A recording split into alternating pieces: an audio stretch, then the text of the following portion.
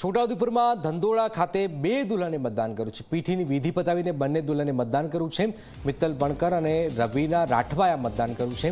લોકોને વધુ મતદાન કરવા આ દુલ્હનોએ અપીલ કરી છે। તો આપ જો કે લોકોને મેસેજ આપી રહ્યા છે કે અમારે આજે લગ્ન તો છે, પણ લગ્ન પહેલા અમે અમારી ફરજ નિભાવી રહ્યા છે ને અમે મતદાન કરી રહ્યા છે। આજે મતદાન દિવસ છે। હું આજે મારો ઇમ્પોર્ટન્ટ દિવસ, આજે મારા લગ્ન છે, તો હું મતદાન કરવા આવી છું। તો મારી સૌને અપીલ છે કે આજે મતદાન છે તો સૌ મતદાન કરે અને આપણા દેશનો વિકાસ પણ થશે અને આજે સૌ મતદાન કરે।